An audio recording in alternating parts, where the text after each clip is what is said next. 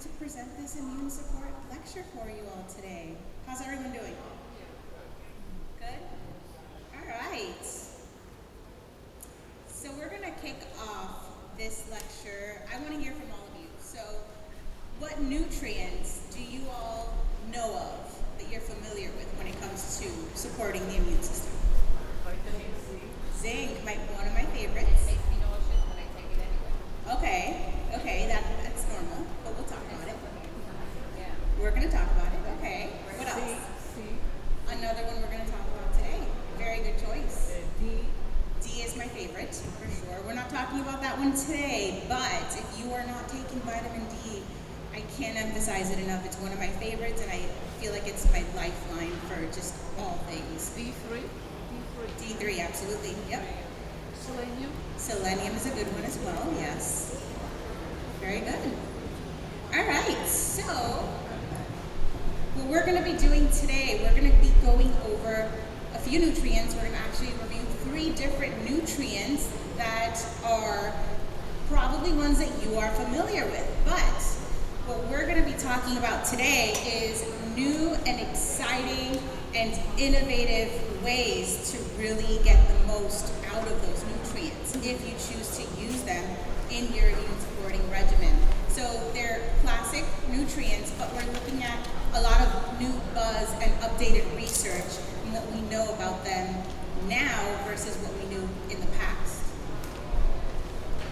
So, first nutrient we're going to kick things off with is echinacea. And I love echinacea. For starters, the plant itself is beautiful, the colors, but it's one that I'm sure a lot of you are familiar with, yes? Echinacea. You tend to hear a lot about echinacea. It's synonymous with the immune system.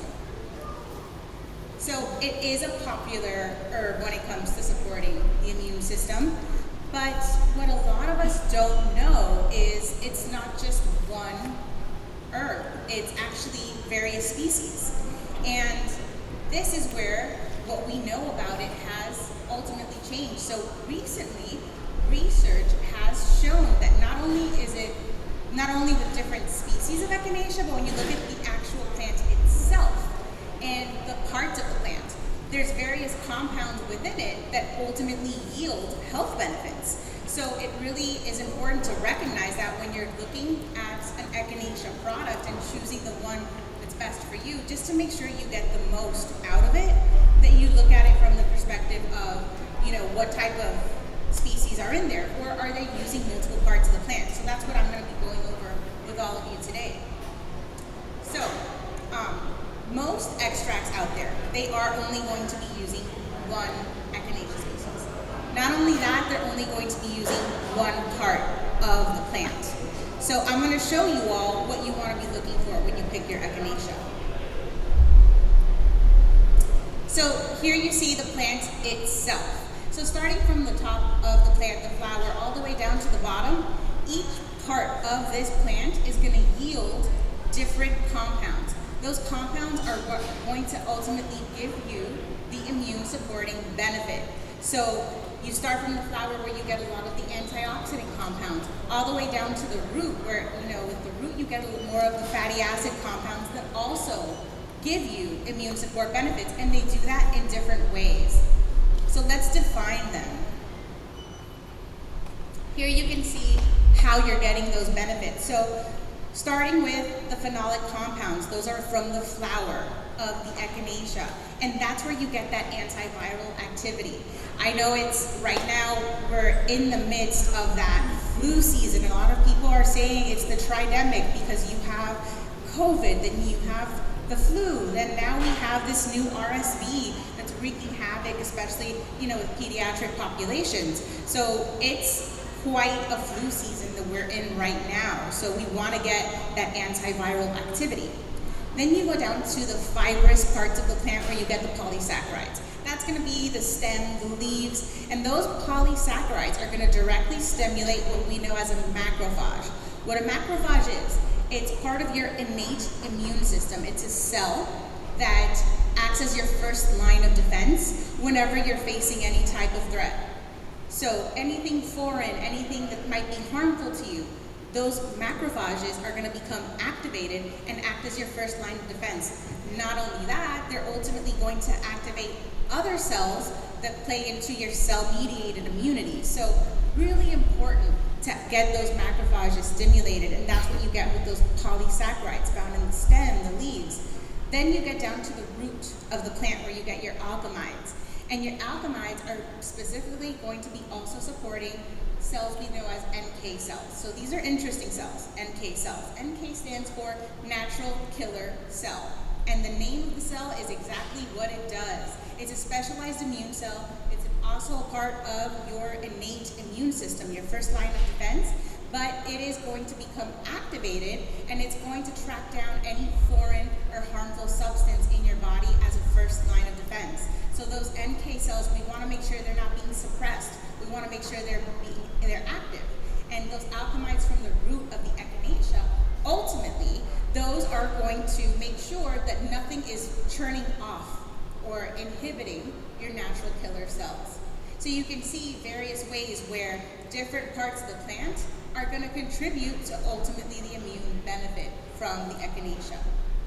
So that's what we want to be looking for. You want to look for a product that's going to use different parts of the echinacea plant so that you're really engaging the different aspects of your immune system and giving you that year-round support.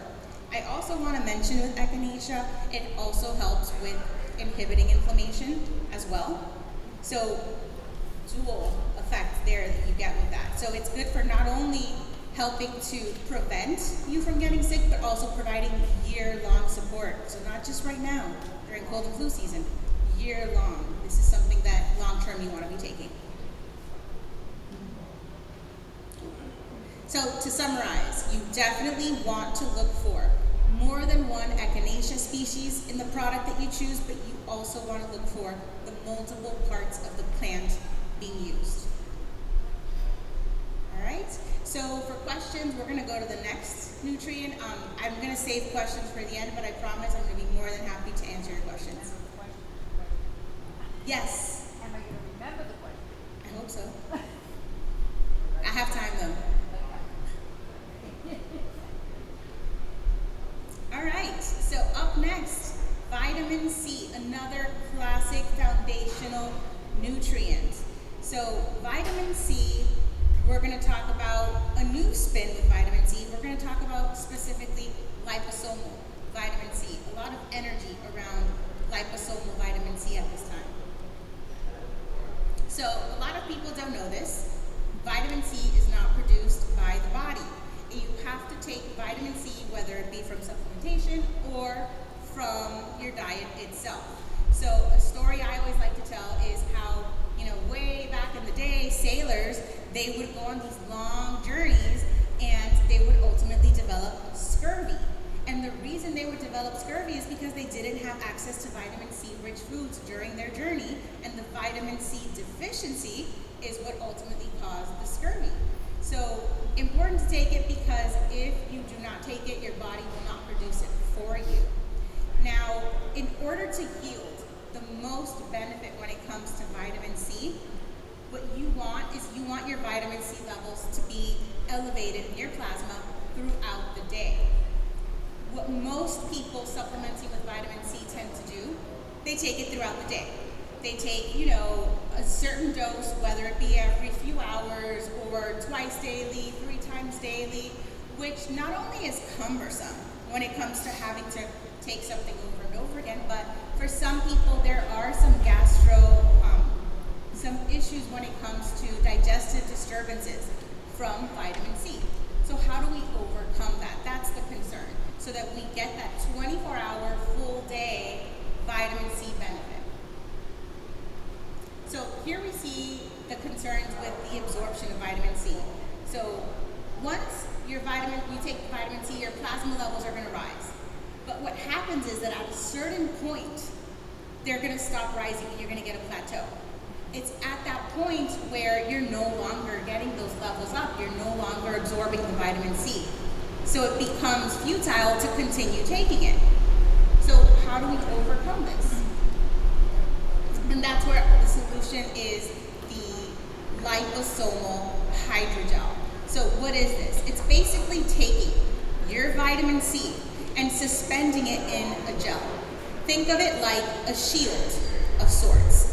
And what you're doing with that is that you're enhancing the absorption of the vitamin C, but you're also keeping that plasma level elevated throughout the day. And this is quite literally what it looks like. So you see that vitamin C in the center, and you see that it has a shield around it.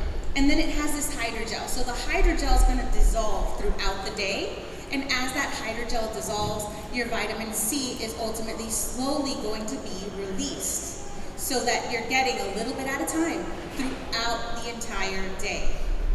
Not only that, you're making sure that it's being absorbed efficiently. So traditionally, when we've talked about the liposomal vitamin C's, it's more so in the capacity of, supporting those who don't have tolerance to vitamin C because of gastrointestinal concerns.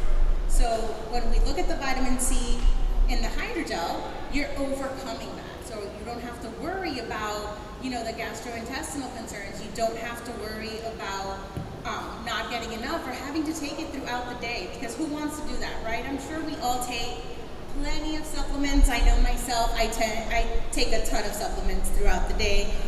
I don't need to add to that, right? So it's one time. Yes? And what kind of plasma are we talking about? Plasma in the blood, In right? the blood, yeah. Oh, okay. Yep. So really making sure, and here you can see the plasma levels with the hydrogel, and you can see that they are not plateauing. You're maintaining those elevated levels for a longer period of time compared to the regular standard vitamin C. So, to recap on that, definitely multiple groups of people that would benefit. Individuals where there's a concern about the gastrointestinal side effects of vitamin C. Not only that, anyone who wants to get that benefit of maintaining your vitamin C level so you have that full day protection without having to take it multiple times a day. So think of that convenience as well. All right, so I talked about new research, new formulations, new ways to take these nutrients, but I can't go through this lecture without talking about something classic. So for that, we're gonna go to zinc, which we mentioned earlier, and it happens to be one of my favorites, zinc. So zinc has a profound role when it comes to our immune system. So zinc supports our first line of defense, that innate immune system. We talked about that earlier when we talked about those natural killer cells and the macrophages, so your innate immune system. Aside from that, it helps to balance the inflammatory response. You're going to get support for the thymus, another piece of the immune system that we haven't mentioned. So the thymus is involved in what we call cell-mediated immunity. That's the second part of your immune system. I like to think of it as your immune system's memory. It's how you develop those antibodies when you're exposed to any type of threat. So it's responsible for that antibody response. That's your cell-mediated immunity, and that's regulated by the thymus. The thymus is kind of like the conductor of that part of the immune system. Think of like a conductor for an orchestra. That's the role of the thymus, yes. Can you take zinc forever? Yes. I mean, it's not toxic in certain amount. We'll talk about it. But yes, you can. Yep, we'll look at it. All right, so here we're looking at zinc studies, and definitely here we're seeing the benefits of zinc with 199 subjects. So that's quite a profound pool of individuals where we're gathering this data from. And you can see here that 80 to 92 milligrams of zinc, it had an impact on cold duration. We all know there's no cure for the common cold. Once you have it, you have to stick it out, right? But what if we could shorten the length of the cold or the duration of the cold?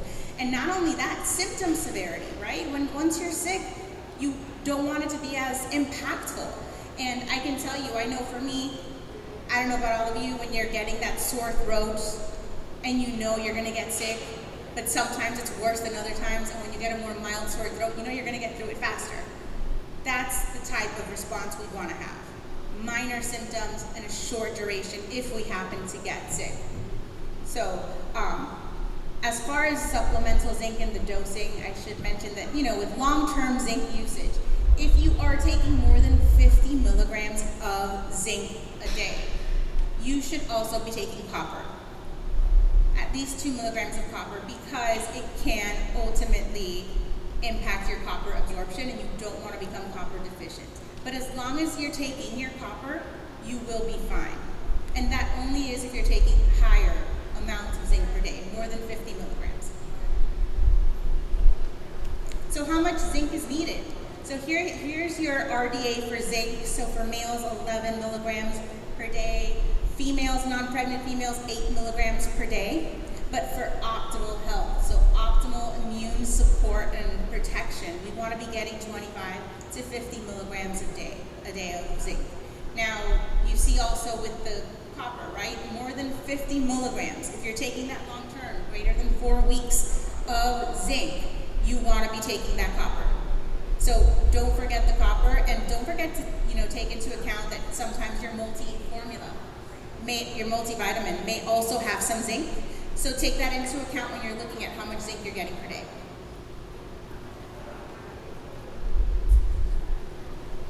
All right, so to summarize before we open up for questions. So nutrients we talked about echinacea and looking for the different biologically active components that come from different parts of the plant so that we really get that full range of benefits, full range of immune support.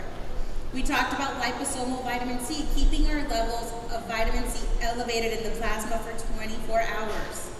Not only that, making sure that we're not getting that gastrointestinal discomfort that can come with vitamin C.